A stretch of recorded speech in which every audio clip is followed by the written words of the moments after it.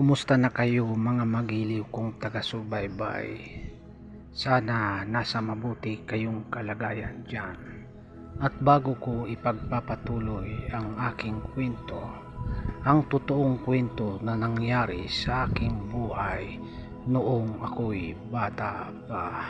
Huwag niyo po sanang kalimutang i-like, i-share, i-subscribe ang aking channel. Just the all around. Ang pinangyarihan ng aking totoong kasaysayan ay sa Andanan, Agusan del Sur. Ang tawag nila sa akin ay Sus. Ang aking ama ay si Pepe. Umpisahan na natin ang aking kwento. Huwag na natin itong patagalin. Isang araw, isinama ako ng aking ama para pumunta ng bayan. Mamimili kami ng aming makakain para dalhin namin sa aming tahanan doon sa kabundukan ng Andanan River. Nabili na lahat ang aming mga pangailangan. Hapon na nang matapos sapagkat namili pa kami ng damit at kumain din kami ng aking ama. Bumili na rin ng gas ang aking ama.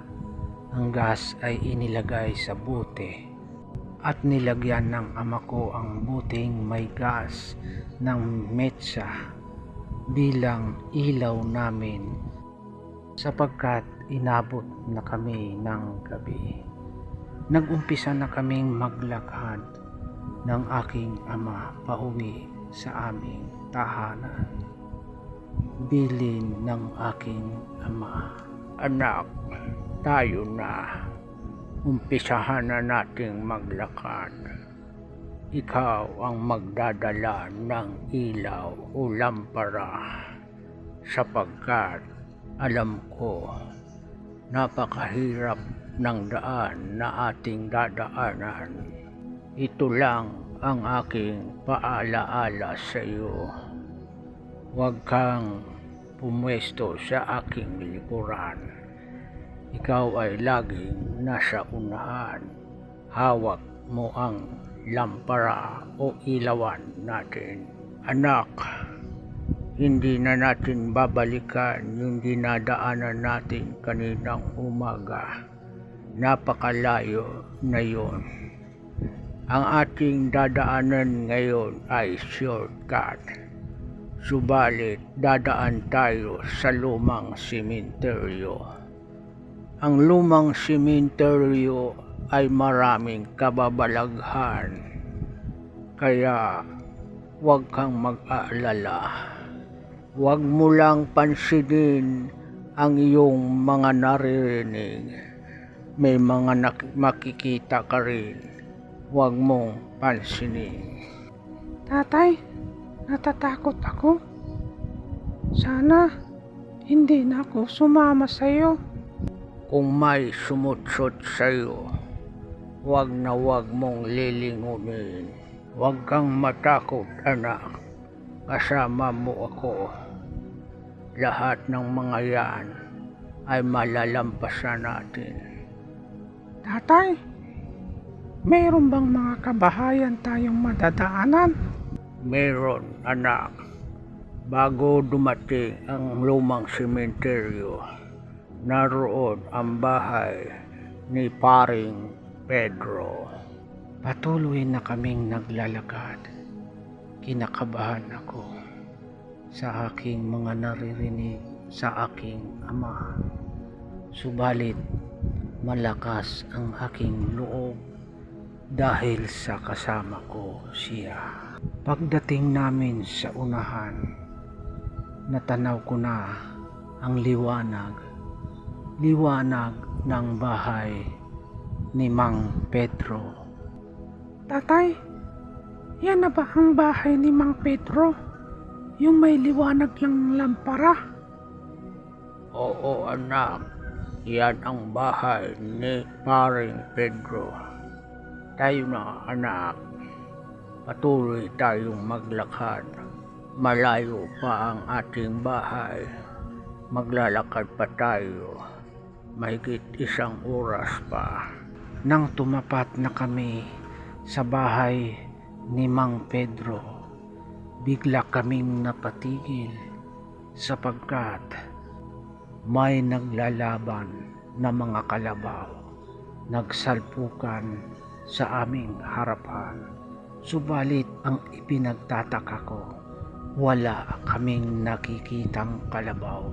Subalit dinig namin ang paglalaban ng 2 kalabaw. Naririnig namin ang mga ungos ng kalabaw at dinig namin ang pagbanggaan ng 2 kalabaw. Nagsasalpukan ang kanilang mga sungay, subalit wala kaming nakikita. Kaya biglang napasigaw ang aking ama. Paring Pedro! Paring Pedro! Ang mga kalabaw mo nakawala, naglalaban. Narito, hinarangan kami. Sino kayo? Kau pala yan, Paring Pepe. Ang kalabaw namin, narito lang. Hindi naman nakawala. Kami ito, Paring Pedro, si Pepe. Kanina kasi, dinig namin, may naglalaban sa aming harapan. Mga kalabaw. Kaya, iniisip namin pare, sa inyo ang kalabaw. Subalit, nariyan lang pala ang inyong kalabaw. Nung ako'y napasigaw at tinawag ko ang iyong pangalan, bigla itong nawala. Biglang tumahimik ang aming harapan. Alam mo, Paring Pepe, marami na ring nakakarinig sa mga naglalabang kalabaw. Bawat daan ng mga tao rito sa tuwing gabi ay mayroon silang naririnig na labanan ng kalabaw. Lagi akong tinatawagan, subalit ang aking kalabaw nanatiling nakatali. Ito naman, alam natin, kababalaghan ito ng lumang sementeryo. Ay siya, Paring Pedro, pasensya ka na sa abala. Tutuloy na kami, Paring Pedro. Patuloy na kaming naglalakad at pagdating namin sa unahan, biglang may umiikot-ikot sa aming bandang ulunan. Tila itim na payong, umiikot-ikot ito. Ang sabi ng aking ama, Sus, huwag mong pansinin ang umiikot-ikot sa ating ulunan. Huwag kang mag-aalala, narito lang ako. biglang hinugot ng aking ama ang dala niyang itak. Itinaas ito, itinusok sa may itim na payong na umiikot-ikot sa aming ulunan. Mamaya-maya, nawala na ang itim na payong. Patuloy kaming naglalakad. Ako'y tahimik na tahimik, subalit taglay ko na ang kaba at takot. Patuloy kaming naglalakad. Medyo nahirapan kaming maglakad sapagkat ang liwanag ng aming lampara ay tila baga naaaninagan lang. Kunting liwanag lang ang aming nakikita. Patuloy kaming dahan-dahan na paglalakad. Nakikita namin sa unahan dahil na rin sa tulong ng liwanag ng buwan. Kitang-kita namin ang aming dadaanan, kaya hindi kami pwedeng maligaw. Mamaya-maya lang, pagdating namin sa unahan, nakikita namin may dadaanan kami, subalit bigla na lang ito nagkaroon ng maraming talahib. Tila baga humarang sa amin ang mga damo, talahib na damo Napakahirap na daanan sapagkat mga talahib ito.